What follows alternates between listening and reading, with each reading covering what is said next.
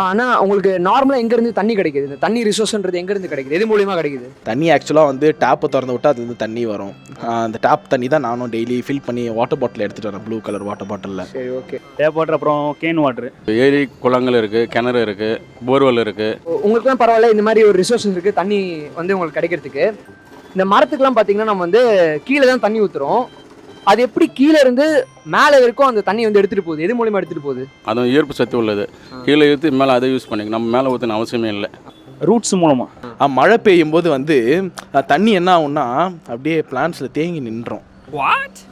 மேலேயே அப்படியே trees plants உச்சிலே தேங்கி நின்றோம். அது இப்போ மனுஷனுக்கு வந்து எப்படி ரத்தம் வந்து எல்லா இடத்துக்கும் பம்பிங் ஆகி போயிட்டுருக்கோ அது மாதிரி அதுக்கு தேவையான தண்ணியை வந்து அதுக்கு தேவையான உணவு மாதிரி தான் அது மூலியமாக வந்து தண்ணி வந்து மேலே எடுத்துகிட்டு போயிடும். எக்ஸ்கியூஸ் மீ, இந்த செடிக்கு கீழே ஊற்றுற தண்ணி எப்படி மேலே வரைக்கும் கொண்டு போகுதுன்னு உங்களுக்கு தெரியுமா?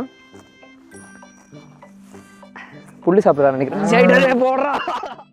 நம்ம இது வரைக்கும் கேட்ட உழைப்பாளி எல்லாமே தண்ணியை ஒரு இடத்துலேருந்து டிரான்ஸ்போர்ட் பண்ணி அவங்க டெய்லி யூஸ் பண்ணிட்டு இருக்காங்க. ஆனால் என்னைக்காச்சும் நீங்கள் யோசிச்சிருக்கீங்களா, எப்படி மரத்துக்கு கீழே ஊற்றுற தண்ணி அந்த மரம் வந்து அந்த தண்ணியை அதோட உச்சி வரைக்கும் கொண்டு போய் அந்த மரத்தையே பசுமையாக வச்சுருக்குன்னு? அது எப்படி கீழே இருக்க தண்ணி மேலே? ஒருவேளை மரத்தில் தண்ணி மோட்டார் கிட்ட எது இருக்க போகுது?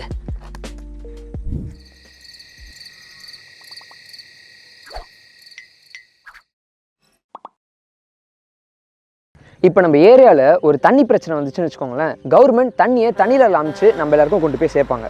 அதே மாதிரி தான் தரையில் இருக்கிற செடிக்கு பக்கத்தில் ஊற்றுற தண்ணி செடியோட உச்சிக்கு தேவைப்படுச்சுன்னு வச்சுக்கோங்களேன், தண்ணி லாரி மாதிரி ஒன்று தண்ணியை செடியோட உச்சி கொண்டு போய் சேர்க்கும். இப்படி அந்த செடியோட தண்ணி லாரி தான் வந்து நம்ம ஜைலம் டிஷ்யூ அப்படின்னு சொல்லுவோம். இந்த லாரியில் வர தண்ணியை எப்படி நம்ம ஹோஸ் போட்டு பக்கெட்டு கூட பிடிக்கிறோமோ அதே மாதிரி தான் நம்ம செடிக்கு ஊற்றுற தண்ணியை நம்ம இந்த ஜைலம் டிஷ்யூஸ் வந்து 4 வகையாக செயல்பட்டு செடிக்கு தேவையான இடங்களில் இந்த தண்ணியை கொண்டு போய் சேர்க்குது. அதில் ஃபஸ்ட்டு ஜைலம் ட்ரைகேட், அதாவது hose pipe. Second xylem vessel, அதாவது பக்கெட்டு.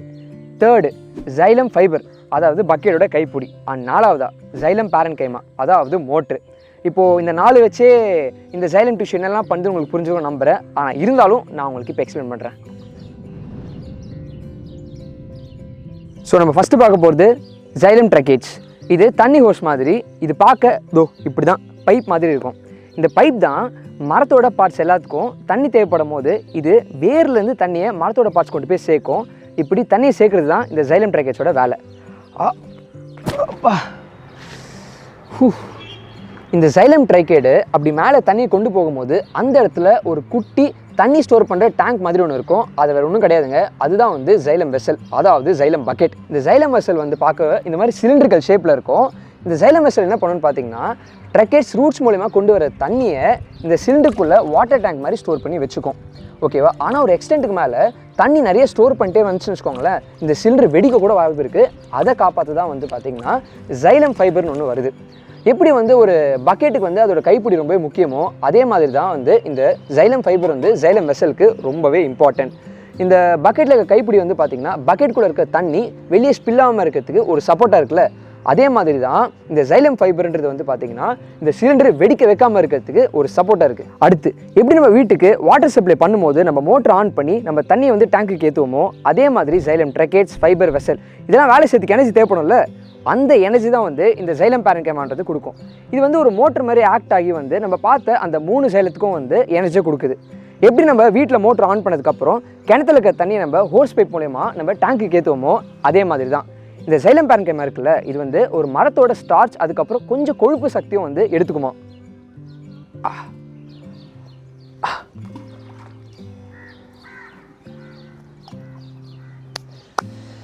ஸோ இவ்வளோ தாங்க ஒரு மரத்தோட வாட்டர் சிஸ்டம்ன்றது. ஜைலம் ட்ரைகேட்ஸ் மூலிமா தண்ணியை மேலே எடுத்து அதை வெசலில் ஸ்டோர் பண்ணி அப்புறமா ஃபைபர் மூலிமா அந்த வெசலை ப்ரொடெக்ட் பண்ணும். அண்ட் கடைசியாக இந்த ஜைலம் பேரன்கைமான்றது இது 3த்தையும் வேலை செய்ய வைக்கிறதுக்காக எனர்ஜி கொடுத்து ஹெல்ப் பண்ணுது. இன்னொரு இன்ட்ரெஸ்டிங்கான ஒரு விஷயம் உங்களுக்கு சொல்லிட்டா, ஃபிசிக்ஸ் என்ன சொல்லுதுன்னு பார்த்தீங்கன்னா, ஒரு மனுஷனால் எந்த ஒரு எக்ஸ்டர்னல் ஹெல்ப் யூஸ் பண்ணாமல் கிரவுண்ட் லெவலிருந்து ஒரு டியூபை வச்சு மேக்ஸிமம் 10 மீட்டர் வரைக்கும் தான் வந்து தண்ணியை மேலே கொண்டு வர முடியுமா. அண்ட் இந்த எந்த ஒரு ஃபிசிக்ஸும் மதிக்காத இந்த மரத்தால் எந்த ஒரு எக்ஸ்டர்னல் ஹெல்ப் இல்லாமல் மேக்ஸிமம் 100லேருந்து 115 மீட்டர் வரை தண்ணியை உயரத்தை கொண்டு போக முடியுமா. நம்ம என்ன தான் வந்து ஃபிசிக்ஸு, பயாலஜி, மேக்ஸ்ன்னு பேசினா கூட இயற்கை முன்னாடி நம்மளால் ஒன்றுமே கிடையாது. ஸோ இயற்கையை மதித்து மரியாதை கொடுத்து வாழ கற்றுக்கோங்க. இன்னொரு இன்ட்ரெஸ்டிங்கான டாப்பிக்கோடு உங்களை அடுத்த வீடியோவில் சந்திக்கிறேன். பாய். அதில் தமிழையே சொல்லித்தரதுனால எனக்கு ரொம்ப பிடிச்சிருச்சு. அப்புறம் வந்து நல்லா ரொம்ப அண்டர்ஸ்டாண்ட் ஆனதுனால கொஞ்சம், ஆனால் எனக்கு ரொம்ப பிடிச்சிருக்கு சிட்டி ஆப்.